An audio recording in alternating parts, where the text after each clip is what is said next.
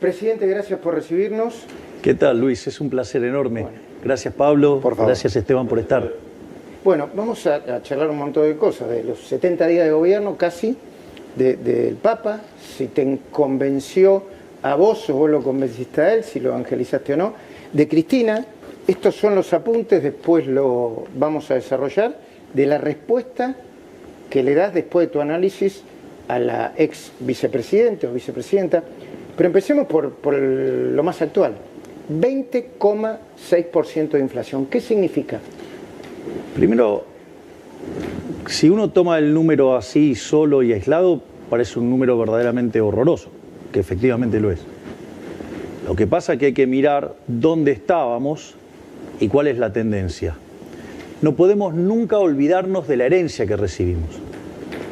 Recordemos que la primera semana del mes de diciembre la inflación venía corriendo al 1 diario, que era equivalente a un 3.700% anual. Cuando se entra en la segunda semana, la inflación venía corriendo al 7.500 anual. Nosotros, de hecho, decíamos que íbamos camino a un 15.000% de inflación con el ritmo al que venía acelerando. Y es más, si ustedes se fijan, los precios mayoristas, que siempre suelen estar adelantados respecto a lo que son los minoristas, dio 54%, eso da 17.000 anual. Es decir, con lo cual la economía venía viajando en ese sendero. En el mes de diciembre nosotros, a los pocos días de asumir, no lo hicimos antes porque había una cuestión de que no estaban los pliegos para la gente del Banco Central. Si no, lo hubiéramos hecho ya el primer día.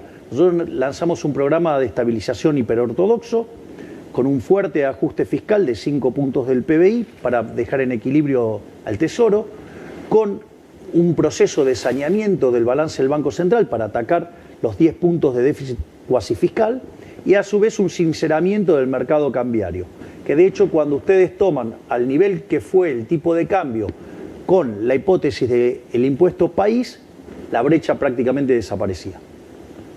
Frente a esta situación, frente a además nosotros empezamos a hacer fuertes recortes de gasto público. Nosotros hemos echado 50.000 empleados públicos, hay 10.000 contratos que vencían y que no los renovamos, eliminamos 200.000 programas sociales dados de manera irregular, bajamos 98% las transferencias discrecionales a las provincias y al mismo tiempo también otra de las cosas que hicimos fue eliminar la obra pública, que es una fuente de corrupción gigante. En ese contexto, frente al apretón monetario, frente al apretón fiscal, la inflación, que ya acumulaba en 3 semanas cerca de 30% en diciembre, en un momento a mí me preguntaron qué pasaba si daba 30. Y yo dije, era un datazo, porque significaba que en la cuarta semana ya no habían subido los precios. Y terminó dando 25, es decir, que empezó un proceso de desacelerarse el ritmo de crecimiento. Cuando uno mira enero es un mes que estacionalmente es complicado. Por lo tanto, digamos, si estacionalmente es complicado, replicar 25 hubiera sido un buen dato. Bueno, ha dado 20, es decir, bajó 5 puntos respecto al mes anterior. Pero además, en la medición del INDEC, el arrastre estadístico era de más de 6 puntos. Sí. Quiere decir que hoy la inflación, de haber estado viajando a un ritmo del 50 mensual, está yendo a niveles del 15 y sigue en bajada. Ahora, ¿cuánto tiene que ver la licuación y la recesión? Porque también es cierto que en ese apretón monetario y en ese conjunto de medidas ha habido una licuación de los ingresos en pesos, tanto los haberes jubilatorios, los sueldos. Hay una pregunta y muchos economistas críticos plantean que esto es efecto de recesión más licuación. A ver, vamos por partes. Lo primero que hay que entender es el escenario que teníamos. Nosotros teníamos plantado una hiperinflación. Si nosotros hubiéramos entrado en una hiperinflación, la caída en el nivel de actividad hubiera sido muchísimo más grande. Por lo tanto, cuando las dinámicas monetarias adoptan este patrón de comportamiento, la verdad que en términos de la discusión de actividad parece bastante pobre, por decirlo de alguna manera, porque el nivel de distorsión que genera el funcionamiento del sistema de precios esos niveles de inflación, o sea, en este caso una hiperinflación, digamos, iba a destrozar el nivel de actividad económica, la actividad hubiera caído muchísimo más y nos hubiéramos encontrado con un escenario de 95% de pobres. Es decir, eso es lo que nos dejaron plantados. Es decir, los problemas del país no se arreglan emitiendo dinero. Es decir, a vos, si vos, suponete lo siguiente, te parece que los salarios son bajos. Entonces ahora los subimos y lo pagamos todo con emisión monetaria. ¿Vos vas a ser más rico? No, vas a ser menos rico. Te voy a explicar por qué. Porque en el mejor de los casos, si no se generara ninguna distorsión en el funcionamiento del sistema, vos la producción seguiría siendo la misma, lo único que tenés es un cambio de la escala nominal. Sin embargo, como la vida real es muchísimo más complejo, la forma en la cual ingresa el dinero va generando distorsiones de precios relativos en la transición. ¿Eso qué es lo que hace? Que la producción sea mucho menor. Por lo tanto, terminás estando muchísimo peor. Y como además afecta el proceso de inversión, de largo plazo también estás peor. Por lo tanto, no hay solución. Es decir, a ver, es como que vos me digas, mira... No hay solución inocua. Exacto. Es como que suponete lo siguiente. No sé, hoy vamos a cenar nosotros dos y tenemos preparado tallarines para los dos, ¿no? Y sucede que se nos suma Esteban y se nos suma Luis. Entonces agarro, los pongo los tallarines en la fotocopiadora e imprimo 2 hojas de tallarines. Digo, no creo que vayan a estar muy contentos. Seguimos teniendo 2 platos de tallarines, ¿me comprendés? Entonces, o sea, ¿o acaso los que somos más grandes, digamos, que hemos visto billetes más grandes, que éramos millonarios por tener esos billetes más grandes? No, era un problema de escala nominal. Y me parece que en ese sentido el daño que le ha causado la inflación a la Argentina es tremendo. Pero además, si uno quisiera ponerse en el campeón del progresismo, el campeón del progresismo tendría que estar abrazado todos los días a Milton Friedman. Porque no hay impuesto más regresivo en la economía que el impuesto inflacionario.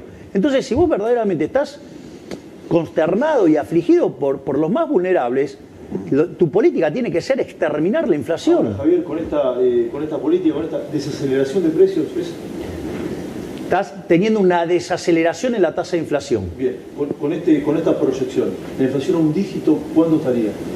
¿Cuándo se puede prever? Digo, la economía no es una ciencia exacta. Es decir, que usemos matemática no le da crédito para considerarse una ciencia exacta. Eso ya lo demuestra la historia argentina y los economistas que han fallado. Claro. Ahora, lo que sí vos sabés es que si dejás de emitir, tarde o temprano la inflación la vas a exterminar. Ahora, ¿por qué? Porque por más que no le guste a la señora Cristina Fernández de Kirchner, la inflación es siempre y en todo lugar un fenómeno monetario que se genera por la existencia de un exceso de oferta de dinero, ya sea o porque subió la oferta o porque cayó la demanda de dinero o las dos cosas a la vez. ¿Cristina le molesta o no sabe de economía? Mirá, yo leí el documento que ella envió. Es por las dudas, no sé qué cámara. Es decir, sí. Amarillo es el tuyo, ¿no? Sí, todo con las subrayadas, todo, sí, los comentarios sí es el mío. Y los comentarios estos son tuyos. Sí, después agarré y modelé lo que ella dice. Entonces... El hombre de paja, Cristina Kirchner. Sí, bueno, digamos, eso como modelo titulé de Cristina, algunas cosas, exacto. Pero desde mi punto de vista ese modelo es incorrecto. Claro, y ese modelo es la base de la decadencia argentina. Es decir, para Cristina y para el kirchnerismo lo que genera la inflación es la falta de dólares. Y eso es verdaderamente de una precariedad conceptual grosera que la podría haber entendido en la década del 60, hoy ya no. Porque ella dice que en realidad el problema ¿sí? surge en que cuando vos devaluás hay inflación. Entonces, y el problema es que vos devaluás porque tenés un problema de restricción externa, entonces el financiamiento que vos necesitás de la cuenta corriente, digamos, no lo podés conseguir en el mercado y eso hace que vos devalúes y cuando vos devaluás eso genera inflación. O te endeudes. Porque ahora es un paso atrás. Y el déficit de cuenta corriente puede derivarse de dos cosas, según la posición de ella. Una es porque justamente estás muy endeudado. Como vos estás muy endeudado, vos tenés una carga financiera muy alta, eso te genera el déficit de cuenta corriente. Como no conseguís el financiamiento, restricción externa, entonces eso conduce a una devaluación y la devaluación conduce a inflación. Ese es básicamente el marco analítico de ella. Entonces lo que dice es, si vos aumentás las exportaciones, entonces ahora tenés dólares, entonces el problema es menos grave, entonces vos devaluás menos, entonces se acabó el problema. La verdad que ese marco analítico está mal. Nos trajo hasta acá. Exactamente. Y no es de, perdón, no es de ella. A ella hay una, digamos, una fila de economistas que piensan de esa manera. Por eso hay varias cosas que están mal ahí. Si ustedes quieren, yo se los explico las cosas que están mal. Por favor. Por ejemplo, ella habla de la restricción externa. La restricción externa es el efecto de suponer un mundo donde solo ajustan las cantidades y no los precios. Es decir, con tipo de cambio flexible no existe la restricción externa. Porque ¿cómo vendría a ser el problema de la restricción externa? Vos estimulás la demanda, ese estímulo de la demanda genera mayor demanda de importaciones, se te deterioran las cuentas externas, cuando se genera un determinado déficit de cuenta corriente, tenés un problema de faltante de dólares, entonces la restricción externa hace que vos no puedas seguir expandiendo. Pero eso es porque vos estás asumiendo que no hay, que los precios no varían. Ahora, si vos los precios son, perdón, si los precios son libres, lo que vos tenés es que el tipo de cambio se va a ir acomodando a la oferta y la demanda. Exacto. Fíjate que una de las cosas que caracterizó al kirchnerismo, que es la dilapidación de las reservas, le pasó en lo que fue el primer tramo del kirchnerismo, que le entregaron al gobierno de Macri una situación verdaderamente paupérrima en términos de reservas, y se fueron de este gobierno con reservas internacionales netas negativas en más de 10.000 millones de dólares. ¿Por qué ocurre esto? Porque frente a esa situación que estimulan la demanda, controlando el tipo de cambio y emitiendo dinero para financiar esa inyección de demanda, a vos te empiezan a caer las reservas. Entonces, cuando te aparece la caída de las reservas, ¿cómo lo resuelven? En lugar de tocar el tipo de cambio, ¿qué hacen? Meten cepa. Bien, esto es muy interesante. Bueno, esta es la respuesta correcta. Entonces, cada vez que tienen problemas, que cada vez les falta más reservas, en lugar de modificar el tipo de cambio, ¿qué hacen? Meten más control, ¿sí? Entonces, ¿cuál es el problema? El problema es que cuando vos haces eso, los pesos te quedan atrapados. Y aparece un problema que se llama money overhang, sobrante monetario. Por eso, cuando vos sincerás, una de las cosas que te pasa es que te salta el nivel de precio. ¿Por qué? Porque hay inflación reprimida. Y acá había inflación reprimida por dos cosas. Una, por el sobrante de dinero. Y otra, ¿sí?, porque tenían muchos precios regulados pisados. Ahora, la ex vicepresidenta te dice que no quiere hablar personalmente, pero en un momento te califica de economista showman. ¿Qué te sucede a vos cuando te pasa, cuando...? Nada, es la opinión de ella, está bien. Showman en la rosada, te digo. Bueno, está bien, digamos, o sea, quizás los nuevos tiempos requieren de un poco de show también.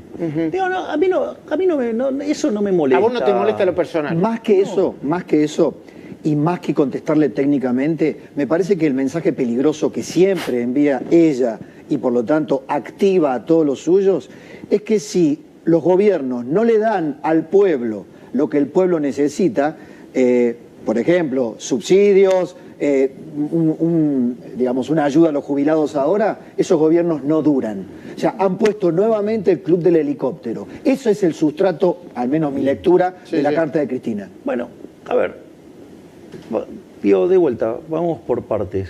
En lo político, desde lo político lo pregunto. Yo voy a plantear las cuestiones en distintos planos. Hay una frase de Thomas Sowell que es maravilloso. Dice, la primera lección de la economía, ¿cuál es? La escasez. No hay de todos para todos. ¿Y cuál es la primera lección de la política? Ignorar la primera ley de la economía. Exactamente. Entonces, cuando uno ve el análisis que hace Cristina, justamente lo que uno ve es que ella ignora, ¿sí?, algunas cuestiones básicas de la economía. Y eso eso me gustaría que también lo discutamos en algún momento. ¿Qué cuestiones básicas? Por ejemplo, no, porque esto es muy interesante. Ella dice que me acusa a mí de que yo digo que el déficit fiscal genera inflación, lo cual es mentira. Yo nunca dije que el déficit fiscal genera inflación. La emisión monetaria. Lo que genera inflación es la emisión monetaria. Porque vos podés tener déficit fiscal, lo financiás con endeudamiento, no tenés un problema. Como la mayoría, muchísimos países. Exacto. Entonces, por ejemplo, si vos estuvieras en una economía cerrada y vos te estás endeudando, entonces va a subir la tasa de interés y vas a tener un poquito de presión en precios por la caída de la demanda de dinero. Y si estás en una economía abierta, ni siquiera pasa eso. Con lo cual, eso, digamos, es falso lo que dice. Entonces ella arma lo que se llama un nombre de paja y acusa desde ese lado. Ahora, cuando el déficit fiscal es financiado con emisión monetaria y esa emisión monetaria hace que la oferta exceda la demanda, es ahí donde aparece el problema de precio.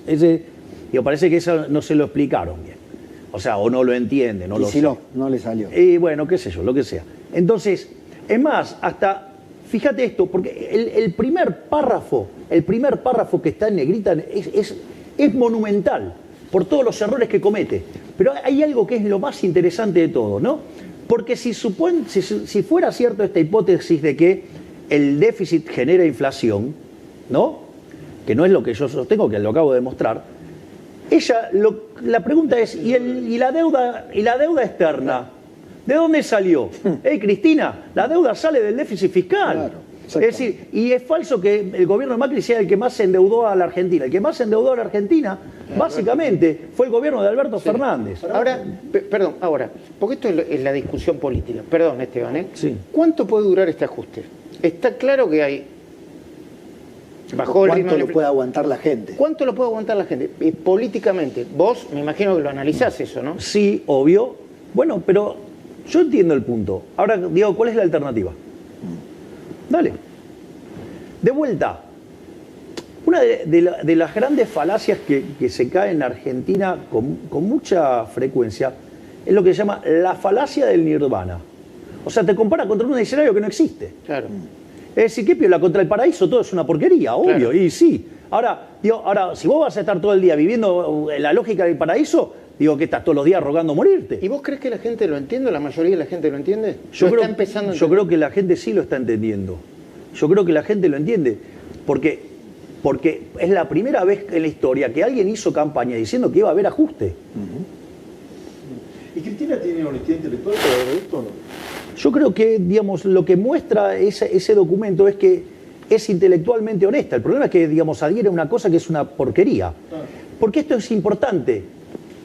Entonces, el endeudamiento, ¿de dónde sale? Y una de las cosas que dice es un delirio, pero es consistente. Dice, endeudamiento coactivo. O sea, un día, no sé, se levantó alguien totalmente loco y dijo, voy a tomar deuda. Claro, No, bueno, o sea, eso es ignorar la restricción de presupuesto. Ahora, es decir, la deuda es hija del déficit fiscal. Y voy a decir algo más. Para que, digamos, para tratar de ayudarla a Cristina o los troncos que tiene de economistas que le hablan. A ver, Argentina arrancó el siglo XX siendo el país más rico del mundo, hoy es 140. O sea, acá algo pasó mal.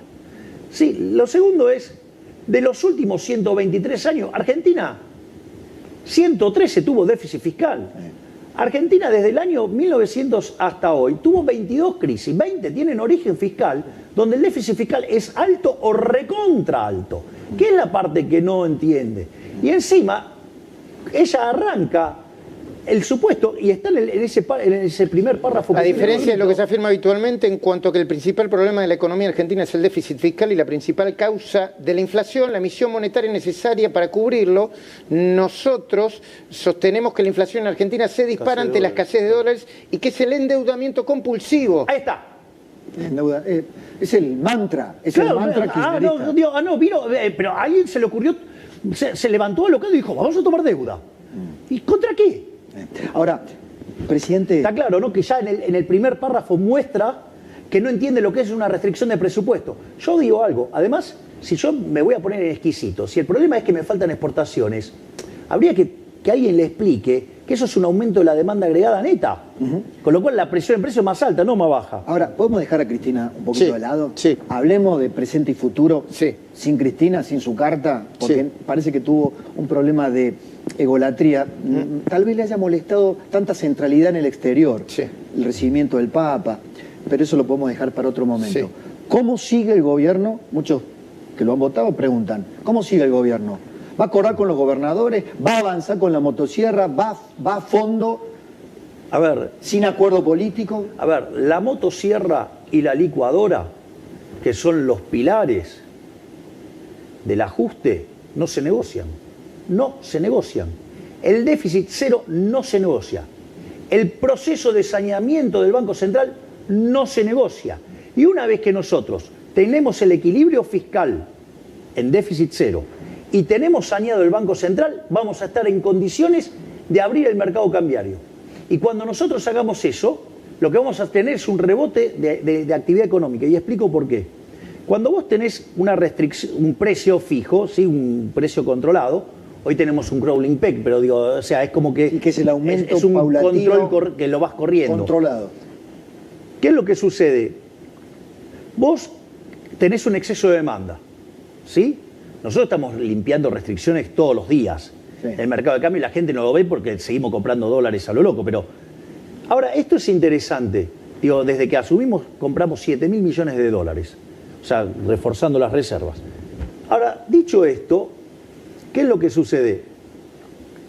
Nosotros, una vez que vos tenés este exceso de demanda por tener un precio controlado, la contracara es que tenés exceso de oferta en el resto de la economía. Entonces tenés que los precios de los bonos son bajos, por ende es alta la tasa de interés, es alto el riesgo país, te genera un exceso de oferta en el mercado de bienes, eso hace que se te deprima el nivel de actividad. De hecho, el PBI per cápita está 15% por debajo del que teníamos en el 2011. Eso te genera un problema en el mercado de trabajo, que o lo corregís por desempleo o con salarios verdaderamente miserables, donde hoy 1/3 de los trabajadores formales son pobres, ¿sí? Y la contracara es una necesidad de aumento de contención social como consecuencia de este cuadro horrible que tenemos. Y eso genera un círculo vicioso, que es el que, digamos, traía Massa, que nos dejó la inflación, digamos, a un ritmo viajando del 15.000 anual. Dicho esto, cuando vos eliminás el control en el mercado de cambios... y ¿Qué variable monetaria está viendo el gobierno para llegar a levantar el cepo? Pará, porque son varias cosas. Una vez que vos eliminás el cepo, lo que sucede es lo siguiente. Ese exceso de demanda desaparece y desaparecen todos los otros excesos de oferta. Entonces, cae la tasa de interés, se expande la actividad económica, se expande el empleo y los salarios reales mejoran y la cantidad de pobres e indigentes cae. Exacto. Entonces, eso lo que va a hacer es que la actividad económica rebote. Y además, como la Argentina es una economía que destruyó capital furiosamente en los últimos 20 años, aún así vos podés crecer igual. Porque es tan poco el nivel de capital, es tan alto el retorno que vas a tener en una economía que está tan deprimida que hasta vas a poder crecer. Eso lo que tiene que ver con la estrategia de la estabilización y cómo salís.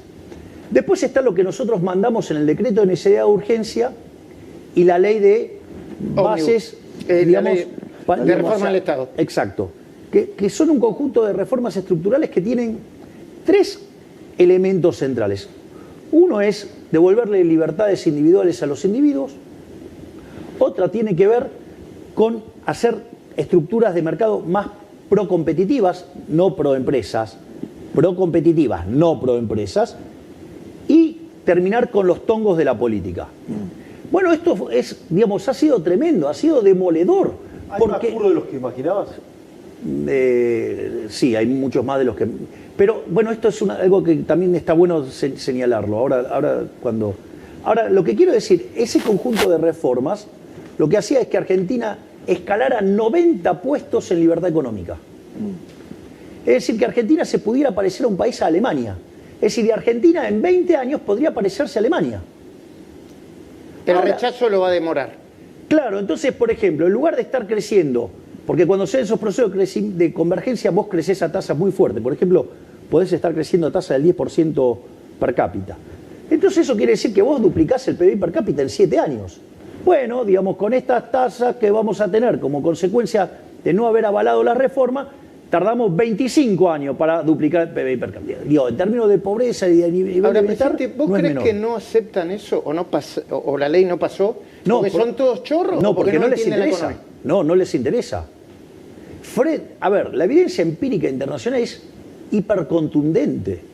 Es decir, los países que son más libres son 12 veces y media más ricas que los reprimidos.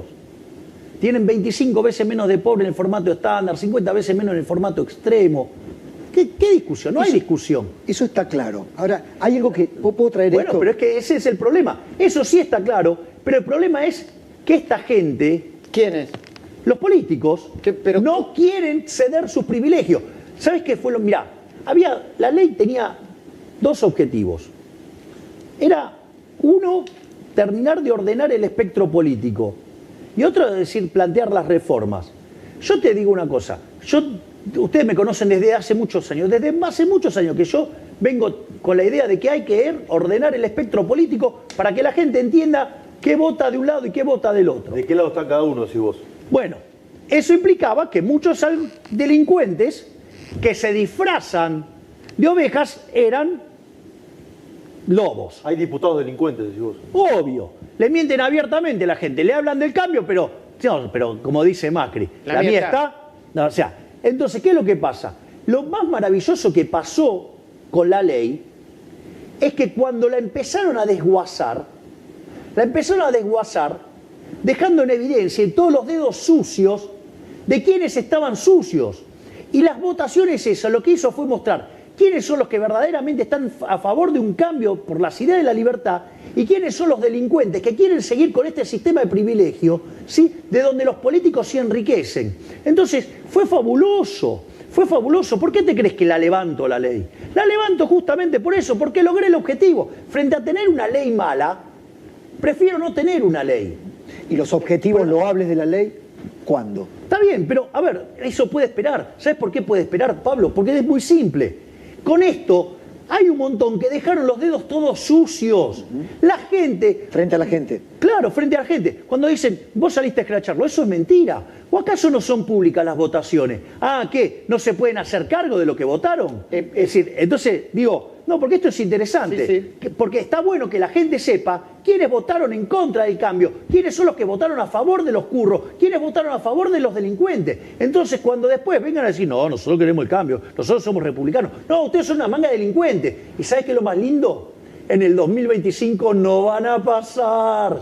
¿Sabés lo que va a hacer? El Congreso del 2025 va a generar la depuración y va a sacar a estos delincuentes. Porque además, en el medio de la campaña, nosotros mismos se los vamos a recordar a la gente quiénes son sus enemigos. Porque acá hay algo también importante que la casta política no lo reconoce.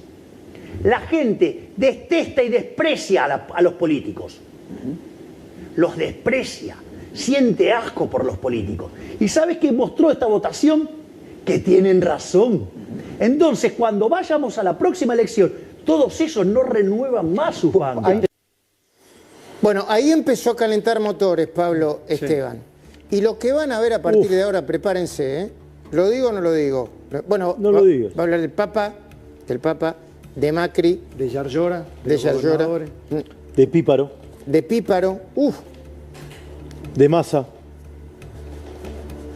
y de una cantante. Pero también de los jubilados, de la De los tarjeta dos- SUBE, de los docentes. de los docentes. Sí. de la reforma laboral. Sí. Exacto. Y a Lali Espósito le puso otro apellido. Va a armar mucha polémica, va a haber mucho ruido con eso, ¿eh? A Lali Espósito le puso otro apellido. Al Círculo Rojo, a los economistas que nos están viendo, que me están escribiendo, dolarización. ¿Qué es lo que tiene en la cabeza? ¿Cómo? Cepo. Cepo. Y me dejan una cosita más Dale. a la pregunta de Pablo Rossi. Dale. Sí, ¿cuándo las reformas? Creo que muchas pueden llegar a ser con el nuevo Congreso el año que viene. ¿Entendieron lo que dijo Milei recién o no? Sí. ¿Sí? Mensaje. ¿Puede ser o no? Mensaje. A lo Bukele. ¿Puede ser?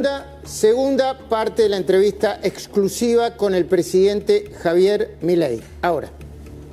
A propósito de eso, a la televisión italiana, cuando lo espetaron sobre algunas cuestiones dichas filosóficas de filosofía política, dijo, yo al Estado lo considero una asociación de delincuentes. No la teoría de Baglini la detesto, etcétera, etcétera, cosa que nos habían dicho hace mucho tiempo. Y lo estoy cumpliendo. Sí, ahora, Y lo estoy cumpliendo. ¿cómo se Dije que despreciaba el teorema de Baglini. Sí. Dijeron que cuando llegara al poder iba a cambiar. sí.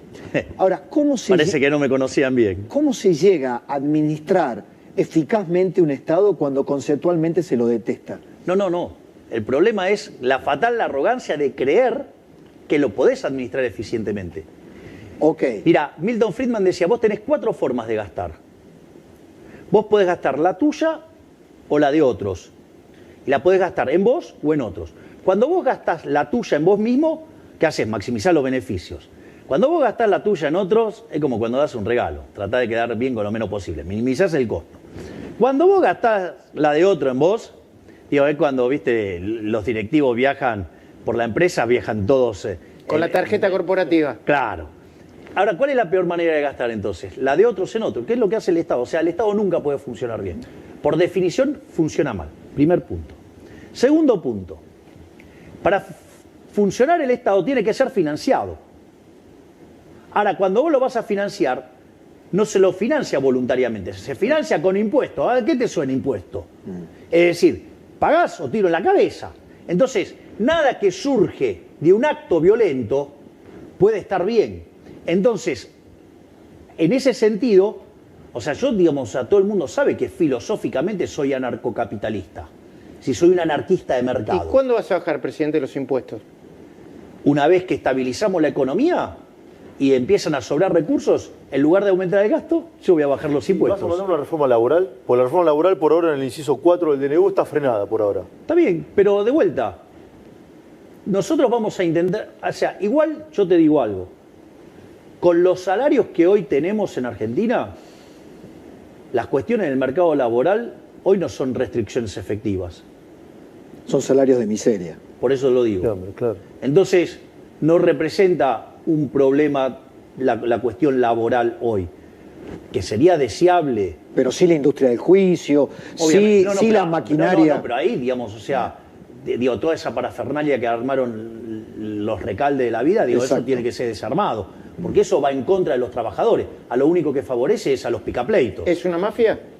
Y yo te diría que casi sí, porque utilizaron se metieron en el Estado, armaron una estructura para beneficiar a la industria del juicio. Pero ahí va a quedar la Corte. Que supuestamente es para beneficiar a los trabajadores y en realidad los principales beneficiarios, los perjudicados, ¿quiénes son? Los trabajadores. Pero ahí va a tener que contribuir la Corte. Sí. La Corte va a tener que contribuir a desarmar esa industria corporativa de casta que se armó en el Poder Judicial. Pero es parte de todo, de este andamiaje.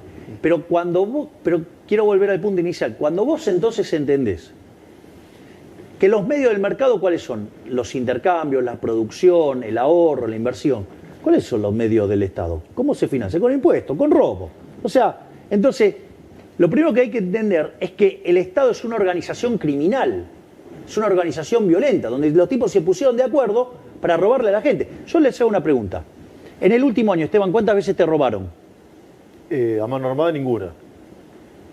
¿A vos, Luis? A mano ninguna. Con los impuestos yo diría que sí. ¿Y vos, Pablo? No, a mí no. Ah, bueno, está bien. Pero, violentos. anda a comprar Ahora algo. Kicillof puso un impuestazo del 300% Bueno, de por la eso. provincia. Bien, entonces le está metiendo la mano a los bonaerenses. Digamos, no me sorprende viniendo de un bolche como él. Pero saliendo de ahí, porque él cree que es mejor la plata administrada por él que la gente. O sea, él debe creer que la gente es tonta. Es decir, que no sabe manejar su plata. Entonces él sabe mejor que la gente en qué tiene que tener la plata. Entonces, cuando vos entendés esto, fíjate, el Estado es peor que el ladrón vulgar, porque el ladrón vulgar es aleatorio. En cambio, el Estado es el ladrón Pero estacionario. sos jefe de Estado. ¿Qué tipo de Estado vas a dejar cuando dejes tu gobierno en 4 años? Vamos a ponerlo así. Hay una frase de Milton Friedman que es genial. Dice, mire, usted tiene distintos tipos de liberales. Usted los tiene liberales clásicos, los tiene liberales minarquistas, y dice, y si se fija bien, hasta los tiene anarquistas. Entonces, ahora, yo te hago una pregunta. Liberalismo clásico vendría a ser Friedman, Hayek, Adam Smith. ¿Vos te crees que, por ejemplo, estamos cerca de ese nivel o estamos muchísimo más a la izquierda? ¿Vos? No, la Argentina. Ah, no. Bueno. Es un paño rojo Argentina. O sea, digo, destila socialismo. Entonces, ¿qué es lo que sucede? Y se hunde por el socialismo. Esa frase de donde hay una necesidad nace un derecho. Mirá, pará que los derechos hay que pagarlos, los recursos son finitos, la necesidad es infinita. Eso. Pero yo te pregunté si ibas a bajar los impuestos, porque era una de tus promesas. Es que voy a bajar el gasto público. ¿Sabes cuál es la verdadera carga fiscal que enfrenta? ¿Cuál? El gasto público. Esta es la parte que dicen, vos subiste los impuestos. Mentira, no los subí los impuestos, los bajé. ¿Por qué? Porque, ¿sabes qué? Nosotros estamos haciendo una reducción del déficit fiscal de 5 puntos del PBI en el Entonces Tesoro. vas a necesitar menos impuestos para... Exacto. Fíjate esto, va por ahí. Fíjate esto. De ese ajuste, 30 cae en el sector público y 20% cae en el sector privado. Entonces alguien puede decir, no, bueno, pero me estás subiendo los impuestos por 2. Pero estoy eliminando el señoriaje, te estoy devolviendo 5 puntos del PBI. En el neto, ¿cómo está el sector privado? Mejor. Es decir, esto es como cuando vos le decías a Rothbard no le importaba cuáles eran los impuestos que te cobraba. Era, ¿cuánto me sacás del PBI? Bueno, ahora te estoy sacando 3 puntos menos, con lo cual, digo, ganaste en libertad. ¿Y los jubilados? Eso. Nosotros, el tema de los jubilados, fíjate esto, si nosotros mantenemos la fórmula que viene del kirchnerismo, van a estar perdiendo este año 2 puntos del PBI. En nuestras estimaciones pierden medio punto del PBI. ¿De dónde te crees que sale ese punto y medio de diferencia? Es recomposiciones que nosotros estamos planeando hacer. Y obviamente que en algún momento hay que agarrar y hay que rediseñar la fórmula para que esto, digamos, deje de ser un mecanismo de estafa. El posible conflicto docente, ¿te preocupa, Javier? Hoy nosotros los gremios plantearon dudas sobre el inicio de clases. Pregunta, ¿las escuelas de quién dependen? La inmensa mayoría de las provincias. Yo hago una pregunta. O sea, ¿Argentina es un país federal? Si es un país federal, sí. Hay un lío ahí, porque tiene una paritaria nacional. Y de la reforma... Bueno, entonces, el problema es el problema de las provincias. Si las provincias si los docentes no reciben lo que tienen que recibir, es porque los gobernadores están gastando la plata. Se quejan del fondo de incentivo docente que no va a ser girado. Bueno, digamos, a ver, de vuelta, ¿por qué, digamos, Nación tiene que estar financiando permanentemente? Es decir, ¿sabes qué? Que bajen los recitales. ¿Entendés? Cuando, digamos, Córdoba hace el Cosquín Rock, sí, que es privado, pero sucede que en subsidios... Exenciones impositivas. Por eso, subsidio, le da 1.000 millones de pesos. Sí. ¡Vamos! ¡Ey! Digamos, entonces, digamos, todos los artistas que tuvieron ahí, digamos, por ejemplo, Lali Depósito. ¿Cómo? Lali Depósito. Depósito. No sé si Depósito. Llega... Depósito. Lali Depósito. ¿No te gustó lo que dijo? Y cobró de la del Estado. No es sé decir, si llega a esa cifra de 1.000 millones. Bueno, pero Lali Depósito cobró de varios gobiernos. Sí. Entonces, de La Rioja, ¿no? Sí, por ejemplo. En uno de los recitales cobró $350.000. Entonces la pregunta es, ¿vos estás dispuesto a financiar esos gastos contra el IVA que le saca el alimento a los chicos pobres del Chaco? Es decir, entonces, digo, para financiar esa cultura se la vas a cargar sobre los... ¿Sabés cuántos chicos? Digo, 2/3 de los chicos están en condiciones de pobreza. Entonces, vos estás gastando en recitales. ¿Por qué, digamos, Yarlora? Pregúntale por qué en lugar de agarrar y quejarse por los subsidios del transporte, pregúntale, digamos, por qué agarra y no corta la pauta oficial, que la usa como mecanismo de propaganda para que hablen bien de él. La respuesta de los gobernadores es con la de ustedes. No cuenten con la Nación, salvo la coparticipación por ley. No, las cosas que le corresponden por ley son de ellos. Yo de eso no le toco nada. Todo lo que se les está restringiendo, la Nación tiene la potestad para hacerlo legalmente. Obviamente, si no, no lo haríamos. ¿Le vas a quitar, perdón, no, adelante. ¿Le vas a quitar los subsidios a las obras sociales sindicales, que es otra caja negra importante de la política? Nosotros estamos trabajando en terminar con todas las cajas negras de la política. Con todas. Sí. Con todas, no importa que sean los sindicatos, no importa que... ¿Por qué hay... Perdón, porque si no, me lo voy a olvidar y no quiero olvidar. No pasa nada. ¿Por qué sigue habiendo gente de la cámpora y de masa en muchos ministerios y en muchas direcciones? Bueno, en la medida que los vamos detectando, los vamos sacando. Pero les resulta difícil detectarlo, porque algunos dicen, no, esto forma parte de un acuerdo de Milei. No hay pactos de ninguna naturaleza con el kirchnerismo. ¿Qué votaron? ¿Me votaron algo a favor? No, nada. Digo, están con el club del helicóptero todo el día. Digo, ¿qué pacto tengo con eso? Por la carta de la jefa pareciera que no hay pacto. Y bueno, y entonces... Por eso. Ahora, hay aspectos de la burocracia estatal que van más allá de las grandes ideas que fija el presidente. Que tienen que ver, por ejemplo, hemos tenido en estas horas la SUBE. Implementar un mecanismo para que la SUBE le sea amable a aquellos que saben que tienen que pagar un boleto más caro y que van a cambiar el sistema de subsidio. No a la oferta, sino a la demanda. Exactamente. Pero le han hecho una mirada, y esto para los colaboradores del presidente, una mirada para mover las segundas y las terceras estructuras para que hagan más eficiente el Estado. De vuelta, es un oxímoron un Estado eficiente. Pero la gente con la SUBE, por ejemplo, ¿qué respuesta? Bueno, ¿a vos no te parece que es un cambio fenomenal el hecho de estar subsidiando a la oferta, pasar a subsidiar a la demanda? De que los subsidios le lleguen a los más vulnerables. Sí. Es decir, es una forma de focalizar y mejor... O sea, yo creo que por ejemplo, una de las cosas más maravillosas es lo que está haciendo Sandra Petovelo desde Capital Humano. Sí, sacar los intermediarios. Ah, ¿y a vos no te parece que eso no es Perfecto. fenomenal? Promesa de campaña. O sea, y además sacamos los intermediarios justamente cuando viene el proceso más duro del ajuste. En un contexto donde le duplicamos la asignación universal por hijo y la tarjeta alimentar. Mirá si no estamos fijándonos en cuidar a los más vulnerables. No solo eso, sino que además también estamos desarrollando un programa para que la clase media no pierda el acceso a la educación. ¿Cómo es eso? ¿Cómo es eso? Claro, porque, a ver, sucede que esto es algo fundamental. Vos sabés, o sea, a ver, todos los argentinos de bien entendieron que no se puede estar viviendo sistemáticamente por encima de los recursos. Así es. Y eso, digo, hay un canal que se dedica a rastrear gente y le llenan la cara de dedo todos los días. Sí. Tienen que ir y contratar actores para que Sí. hagan la crítica, ¿no? Sí. Bien. C5N. Sí, exacto. K5N. Ponele. Bueno, no importa. Dicho esto. Entonces la gente ya entiende que hay que hacer un ajuste. El tema central es quién lo paga. Nosotros lo que estamos proponiendo es que lo pague la política. Y bien que en el Congreso se notó. Bien que cuando mandamos el DNU, a ver, a todos le aprobaron los DNU, a todos. Conmigo es el único que tiene problema. Y pensar que yo estoy devolviendo libertades. Pensar que estoy haciendo los mercados más competitivos. Ah, claro, pero hay un problema. Toqué los tongos de la política. Y eso en el Congreso saltó. Pero, No, sí, Javier. entonces, ¿qué es lo que digo? La gente sabe que se ha estado viviendo por encima de las posibilidades y que esto está quebrado y que hay que hacer un esfuerzo. Entonces, el punto central es quién lo paga. Y lo que estamos haciendo es esto. Ahora, y en la medida que después nosotros pongamos en equilibrio la economía, yo no voy a aumentar el gasto. ¿Va a bajar impuestos? ¿A vos qué te parece? Que sí. Javier, entre los complotadores o del Club del Helicóptero, ¿está Massa también o no? No lo sé, porque eso implicaría empezar a investigar seriamente. Pero vos te das cuenta que hay que están apostando a que te vayas antes, ¿no?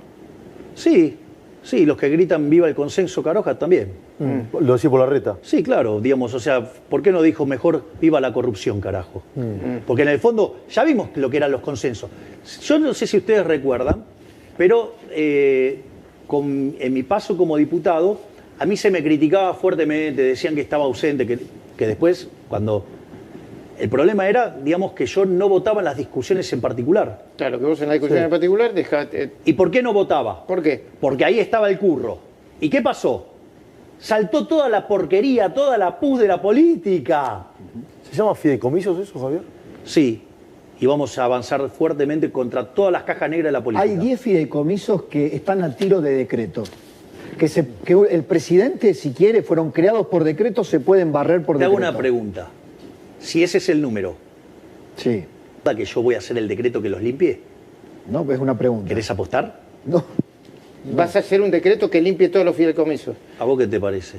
Si los tengo a tiro de decreto, anotalo, porque son En boletas. total dicen que son 10.000, 20.000 millones, ¿cuántos son? Toda esa runfla son como 20.000 millones de dólares. Son todas cajas negras de la política. ¿Y a todos los tenés a tiro de decreto? No. No, a todos. Hay no. otros que Son alrededor de fueron creados 40, por ley. Hay 29, si no me equivoco, 29 fideicomisos nacionales, de los cuales 10 son a tiro de decreto. Después están los fideicomisos provinciales, porque el fideicomiso, eso lo hemos contado en la televisión, se transformó en una manera de saltear todas las auditorías. cruzados. Exactamente. Empresas dentro del Estado que repartían dinero a muchos. Bueno, entonces eso hay que terminarlo. Bueno, eso pone muy nervioso a muchos. Gobernadores, diputados. A mucha gente de la política que vive de eso. ¿seguís con tu idea de dolarizar cuando puedas dolarizar? Sí. ¿Y cuándo crees que vas a poder? ¿Cuándo podés creer que vas a poder dolarizar? ¿Y cuándo podés creer que vas a levantar el cepo? A ver, son... Cosas diferentes. Sí, vamos por el tema de la dolarización. Hay un trabajo enorme que se está haciendo desde el Banco Central y que probablemente, salvo gente que entiende de la materia, no lo está viendo. Pero es lo siguiente. Nosotros emitimos dinero para comprar dólares. De hecho, compramos 7.000 millones de dólares en el mercado. Después tenemos un problema de la emisión endógena de dinero, ¿sí? que es la herencia de las LELIQ. O sea, limpiamos un montón, pero todavía queda un montón. Entonces, en ese contexto, nosotros tenemos esas dos fuentes de emisión monetaria. Cuando vos mirás la emisión monetaria, la variación de la base no varía. Está clavada en 10 billones. Esa es una de las razones por la que se está desacelerando la inflación. Exactamente. Entonces, ¿qué es lo que pasa? En ese contexto, lo que vos tenés es que estamos comprimiendo por sector fiscal y con el BOPREAL. Ahora, cuando vos mirás el balance del Banco Central, entonces empezaste a desinflar pasivos y activos, pero sobre todas las cosas, limpiamos la deuda de los importadores, pero vos mirás que hoy tenemos una base monetaria de cerca de 8.000 millones de dólares y compramos reservas por 7.000 millones de dólares. Es decir, que hoy tenemos cubierto el 87,5% de la base. ¿Y eso qué tiene que ver con el tipo de cambio o con el cepo? Eso tiene o que con ver la que dolarización? al tipo de cambio de mercado estás a un tiro de dolarizar. Bueno, para comprender... ¿A un tiro de dolarizar? A un tiro. Pero fíjate esto, el problema no es que vos eso ya lo tenés, por decirlo de alguna manera. Ahora, te falta limpiar el resto de los pasivos remunerados, o sea, hay que seguir trabajando con el tema de los encajes remunerados, o sea, en realidad de los pases. Sí. Y lo otro que vos necesitas es una reforma del sistema financiero legal. para que no sea vulnerable a una corrida. Entonces, la idea está, pero demanda tiempo. Entonces, una cosa es que nosotros, suponete lo siguiente, si siguiéramos limpiando el balance del Banco Central al ritmo que lo hacemos, el Fondo Monetario Internacional estima que nosotros podemos abrir el cepo a mitad de año. ¿Y vos qué decís?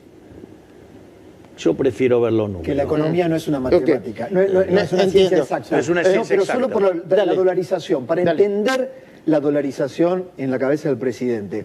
¿Es dolarización pura y dura como algunos modelos o libre competencia de monedas como lo sugiere Domingo Cavallo? A ver, yo hablo de libre competencia, siempre hablé de libre competencia de moneda. Cuando todo este tema estalló, ¿sabés dónde pasó? ¿Dónde? En tu programa. Sí. En tu programa. Sí, Pablo, y yo sí. hablé de tengo libre la competencia de culpa. moneda y Sí. que levantaron dolarización. Ok, por eso lo vuelvo A ver. a preguntar. Pero no te acordabas que había sido en el tu Sí, programa. sí, sí. El responsable. diría. Claro. Entonces, dicho esto, bueno, pero es un gol. Sí. Dale. Vengo por el segundo. Sos Paolo ahora. Sos Paolo Rossi, no sos Pablo, sos Paolo. Mucho italianismo. Y bueno, ¿de dónde cree que vengo? Pero dicho esto, ¿qué es lo importante? Hay una moneda en la cual vos vas a liquidar. Por eso siempre se hizo la cuenta en dólares. Pero es libre competencia de monedas. Es decir, si vos querés usar el euro, vas a usar el euro. Si vos querés usar el dólar, usás el dólar. El Bitcoin. Si querés, Bien. en lo que vos quieras. Suponete que vos sos una empresa petrolera. Vas a usar el WTI. Suponete que te dedicas al gas. El Usás BTU. BTU. Suponete que estás en el campo. Usás el precio de la soja en Chicago.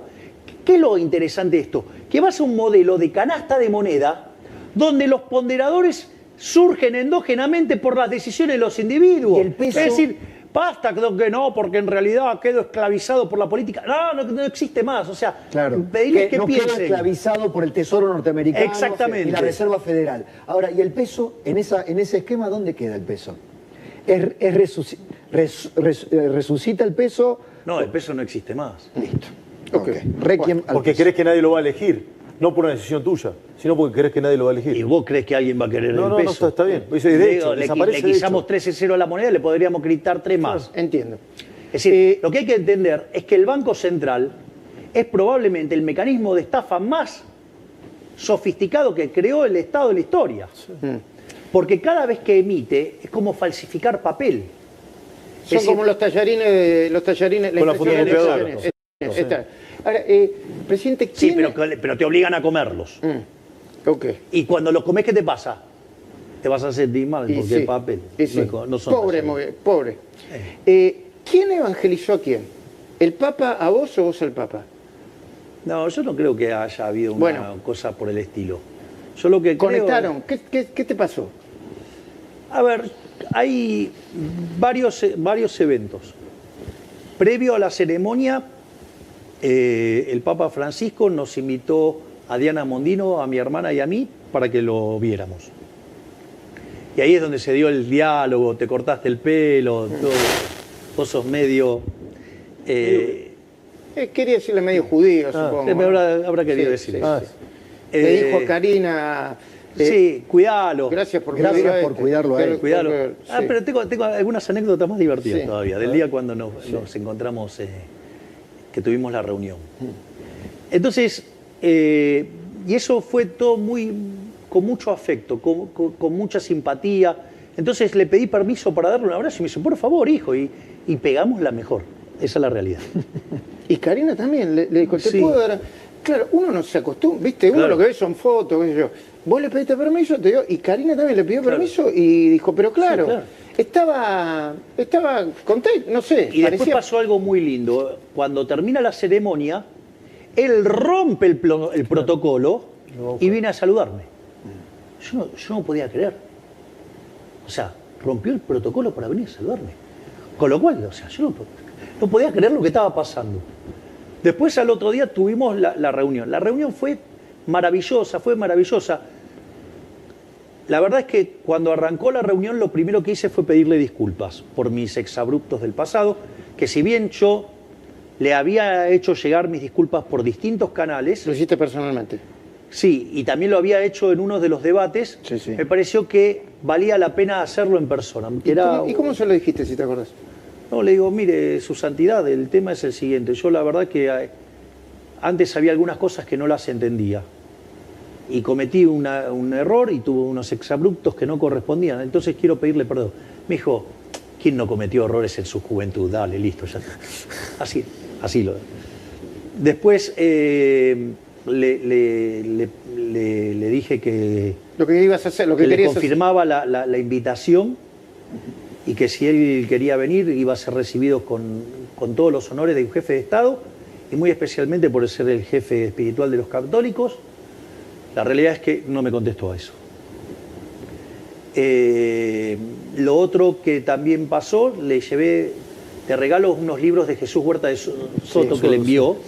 Así que le conté las cosas que le mandó y le dije que el profesor Huerta de Soto estaba dispuesto a hablar con él. ¿Hubo algo que quedó allí? ¿Aprobó el plan económico? Bueno, y después de Porque eso quedó como un malentendido allí. No.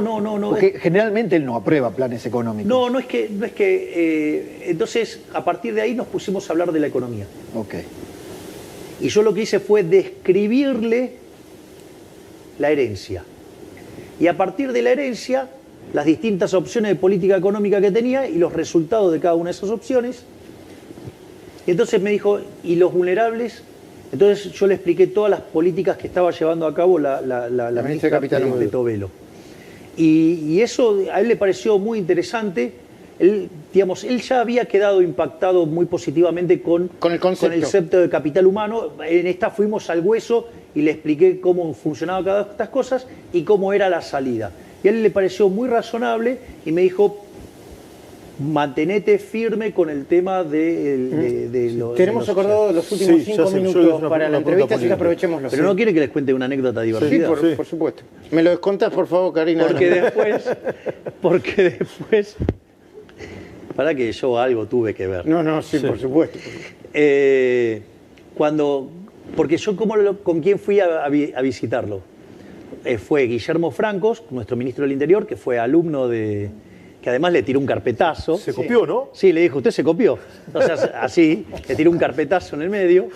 Después fui con la ministra Sandra Petovelo de Capital Humano, fui con Diana Mondino, fuimos con nuestro secretario de culto, Sánchez, fue Cari, que es la secretaria general de la presidencia, y fui con mi rabino, con Axel, con quien había estado en el muro. Y esta fue una parte muy divertida, fue muy divertida. porque cuando Axel lo va a saludar le dice, su santidad, se lo traje de vuelta. Dátelo. Pero, pues, podemos pimponear esto. Sí. Porque Macri. ¿Van a terminar haciendo una convergencia, una alianza, una fusión con Macri, Patricia Burri, el PRO o lo que represente eso? ¿Qué es lo que yo dije sistemáticamente previo a meterme en la política? ¿Qué fue lo que yo he presentado aún antes de las PASO? Era, ¿por qué no vamos todos juntos? Sí, una interna. Vamos a hacer una interna, el que gana gobierna, el que pierde acompaña. Se parece a eso. Una de las cosas más maravillosas que pasó en la Cámara, por lo cual estoy muy agradecido del trabajo que hizo Cristian Ritondo, es que él logró abroquelar todo su bloque apoyando las ideas del cambio. Así es. Entonces, si ustedes se fijan, eso ocurrió solo, espontáneamente. Entonces, digo, yo veo que evidentemente va a haber una convergencia. ¿Pero parlamentaria o para integrar segundas, terceras líneas, algún ministerio? Mira, digo, esto es muy importante.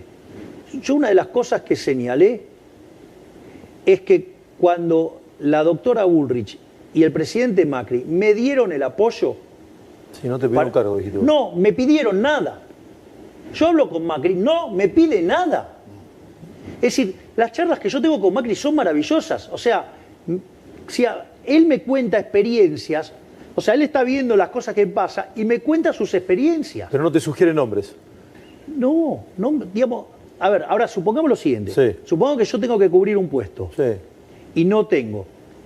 ¿Vos le preguntás? Lancés, Yo no por le puedo ejemplo, preguntar, Lancés. pero Sí. yo no le puedo preguntar. Sí, claro. Sí, vos Digo, podés hacer lo que bueno, quieras, sí. bueno, pero eso, digo, A ver, pero Scioli.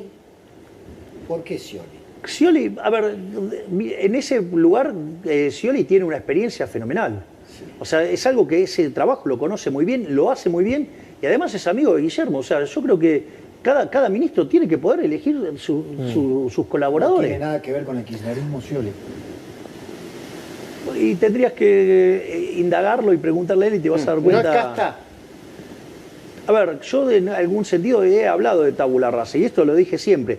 Todos aquellos que se quieran sumar al cambio hacia la ciudad de la libertad, vamos para adelante. Sí. Javier, le dijiste a Bonelli el otro día que Franco estaba firme como rulo de estatua. Sí, Sí, hay algunas... lo confirmo. Bien, hay algunas especulaciones vinculadas con Martín Menem, el presidente de la Cámara de Diputados. ¿También está firme como rulo de estatua? Obvio. Pose, Santiago Caputo. A ver, Sí, digo, como es esa como chica. digo, me estuvieras preguntando si los riñones están adentro Karina. de mi cuerpo. ¿Cómo? Y que vos me preguntes por Santiago Caputo, No, como me te pregunte, pregunto. digo, es un riñón. Es más que un riñón, pero bueno. Presidente, quedan los últimos O sea, minutos. ¿querés que lo haga más explícito? Sí. Hay un triángulo. El triángulo es Karina, mi presidente Milei, hermana, Karina Milei. Santiago Caputo y yo. Ok. Cuando lo ampliamos, entra Pose. Y así, digamos, vas ampliando y hay cada vez más. Pero Guillermo Franco, perfecto. Perfectamente. No, Solo añadido, va a necesitar cuadros técnicos, porque dos saltaron por el aire, por la crisis política. Hay Uno cosas de que ellos, pasan. Giordano. En las segundas, terceras líneas se habla de que va a haber, ¿no?, como un shampoo. Va a haber más Hay que renuncio. lavado de cabeza a muchos. hay un dicho en política, ¿sabes qué dice? El que traiciona una vez, traiciona siempre. Los que quedaron del otro lado de los traidores, los estoy rastrillando, los voy a correr. O sea, para ellos no hay tabula rasa. Para los traidores no. Sí. ¿Está Píparo ahí? Para los traidores no hay tabula rasa. Y está Píparo ahí. Para los traidores no hay tabula rasa. sí, espera, sí, está. Sí, te entendí que sí. Sí. Presidente, hay mucha gente que la está pasando mal. Estamos de acuerdo, ¿no? Hay diferentes discursos. Me parece que esa gente espera del presidente siempre alguna palabra. Gente clase media que le van a aumentar el colegio, la prepaga, los útiles. Los útiles. Le agregaría mucha gente que sabe quién fue el responsable o fueron los responsables de esta situación y que votaron por Milei presidente. ¿Le puedes hablar a esa gente? ¿Lo puedo o a contar nosotros? con una alegoría? Sí, por supuesto. Supongamos una persona, tiene un departamento y un auto. Hipoteca su casa ¿sí? Vende su auto, toma toda esa plata y se va a vivir la gran vida en Europa. O vende el departamento directamente. Cuando se terminó toda la fiesta, Alguien la tiene que pagar. tío, Capaz que no tiene la casa ni el auto. cuando vuelve no tiene ni la causa ni no tiene el auto. Ese es el populismo. Te comiste el capital. Bueno, esto es lo que pasó en Argentina. Es decir, si no, ¿cómo se arregla? ¿Que lo vas a arreglar con emisión monetaria? ¿Acaso, si fuera fácil imprimir la riqueza, nosotros seríamos multimillonarios entonces? O sea, de Economía sería un imprentero. Claro, No, exacto. está bien. Digamos, Mucha o sea, gente está diciendo, cuando en la entrevista en C5N, dice, bueno, pero hay una luz. Sí, la única forma que se sale, Miguel Ancho Basto te diría, capitalismo, ahorro y trabajo duro. Es decir, entonces vos, capitalismo, o sea, un sistema que respeta la vida, la libertad y la propiedad, donde el eje central es la propiedad privada como un mecanismo por el cual funciona el sistema de precios, que es el mecanismo de coordinación. El ahorro, o sea, la única forma que vos vas a salir es si tenés salarios más altos. Ahora, para tener salarios más altos tenés que tener más productividad. Pero para tener más productividad tenés que invertir. Y para invertir, ¿cómo vas a financiarlo? ¿El aire? No, lo financiás con ahorro. Es decir, entonces, en la medida que la gente trabaje duro, ahorre e invierta, vamos a tener más productividad y vamos a salir. Esa es la fórmula que hizo que a inicios del siglo XIX, sí, en el año 1800, había poco menos de 1.000 millones de seres humanos en el planeta. Y el 95% de la población vivía con menos de $1 diario. Es decir, la condición natural del hombre era la pobreza. Hasta que llegó el capitalismo. ¿Sí? En ese tramo el PBI per cápita se multiplicó por 15 veces con una población que se multiplicó por 8. Quiere decir que el PBI, o sea, 80 y 40, 120 veces subió. ¡Ey! Esa es la máquina de la prosperidad. Se llama el capitalismo de libre empresa. Ahora, claro, que gane el capitalismo de libre empresa es que gane la libertad. Eso tiene un perdedor, que es la casta política chorra, parasitaria e inútil, que es la que nos hundió y nos metió en esto. Entonces, esta vez el sacrificio tiene sentido porque es un sinceramiento para salir, no un mecanismo para terminar de robarles a todos. Digo, ¿por qué el consenso es un robo? ¿Por qué el consenso es una estafa? Porque cuando se sientan en el consenso en la mesa, Reparten. la mía está, pero la mía está en una torta más chica. ¿Sabes a quién jodieron siempre cada vez que hubo un consenso? ¿A quién? A los que menos tienen. Por eso yo no hago consenso con los delincuentes. ¿Qué consenso? Con el delincuente no negociás. ¿Qué vas a negociar con el tipo que te pone una pistola en la cabeza? No hay nada que negociar. Última pregunta. Dale, por favor, porque... ¿Habrá gente rescatable en el futuro, si entiende, con los que se pueda construir poder político y algún tipo de consenso razonable? Esto va añadido a... No, ¿qué es consenso razonable? Porque si consenso razonable bajo es estos robar... parámetros. No, si bajo consenso estos parámetros. No, por eso. Si consenso razonable es robar, tongos, cargos, fondos negros, caja negra de la política... Voy a dar un ejemplo. Eso no. Voy a dar un ejemplo. Tantas alegorías. Que gobernadores entiendan que al ajuste hay que hacerlo todos. Todos. Ellos y el gobierno nacional. Exacto. ¿Sabes cuánto tiene que ajustar en consolidado todas las provincias? ¿Cuánto? Un punto del PBI. ¿Sabes cuánto tengo que hacer yo de ajuste? 5. 15. Ah, claro. No, porque está 5. 5 en el Tesoro. En el Banco Central. Y 10 en el Banco Central. De nuevo, le tenés que hablar a la gente. Nosotros entendimos, le tenés que hablar a la gente. ¿Qué le dirías a la gente que está...? Que la única forma de salir de esto es abrazando las ideas de la libertad. Porque donde triunfan las ideas de la libertad, la sociedad prospera. Entonces, esta vez el esfuerzo vale la pena. Porque en todos los demás esfuerzos, todos mantuvieron sus curros y perdieron los argentinos de bien. Esta es la primera vez que se hace el ajuste y los que pierden más en todo esto son los políticos, los parásitos, los ladrones. Y eso va a hacer que, pasado este mal trago, hay luz al final del camino. Una Argentina mejor es posible y lo estamos haciendo. Gracias, presidente, por todo el tiempo. Gracias a ustedes. Muchísimas gracias. Bueno, mucha información, mucha tela para cortar. Mucha repercusión, Luis. Mucha repercusión. Esta hora chocaba con nosotros Luis Gasulla con una denuncia gravísima. Hay que poner las barbas en remojo cuando termine de contarla. Sofía Diamante para contarnos, para que desmenuce en detalle lo económico. Bueno, Lali Espósito es tendencia, la primera tendencia Depósito, ya. dos veces. Depósito. Bueno, Lali Espósito, por cómo la mencionó el presidente, es tendencia. Hay mucha información, atención, gente que está llamando al presidente, gente a la que el presidente mencionó e incineró y va a seguir incinerando, está llamando al presidente en este momento. Vamos y volvemos, chicos, nos preparamos, tenemos Dale. corte, vos tenés mucha información también, ¿no? Sí. Pablo. Bueno, ¿quién va al ANSES? Hay 4 nombres dando vuelta. Técnicos. ¿Y qué decidió hoy Javier Milei? ¿Y qué tipo de conversación va a tener con Macri Javier Milei dentro de horas? ¿Y cómo va a dar de baja los fideicomisos? Sí. ¿Y quién está llamando al presidente Javier Milei? 2 personas importantes, ¿no? Uf. Caballo cansado, dicen o no. Y uno que... Sí, de apellido francés. Perdón, El segundo- perdón, Piedad, ¿qué está pidiendo esa Bueno, persona? esperá, que ya